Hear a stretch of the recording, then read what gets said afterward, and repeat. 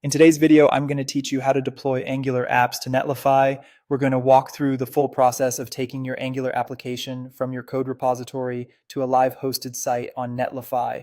This is a great option if you want a simple deployment workflow, automatic builds, and an easy way to publish updates whenever you push new code. To begin, make sure your latest Angular code has been pushed to your repository. This is important because Netlify will pull directly from your Git provider, so whatever is currently in that repository is what gets built and deployed. Before moving on, it's a good idea to confirm that your most recent changes are committed and available online.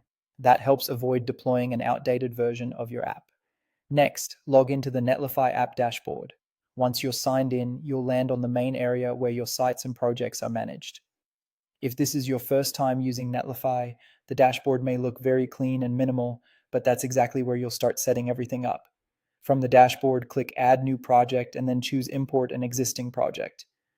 This tells Netlify that you already have an application stored in a repository and that you want to connect it instead of starting from scratch. It's the standard option for deploying framework-based applications like Angular.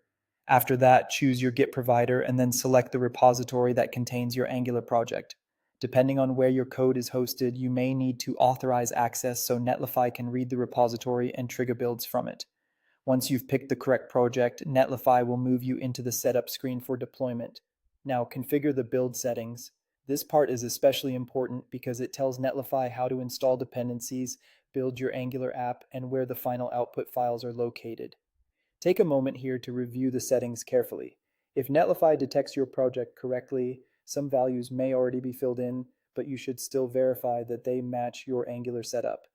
This is what ensures the deployment completes successfully and that the correct production files are published. Once everything looks right, click Deploy Site. Netlify will begin building your project, and once the build finishes, it will host your Angular application live on the web.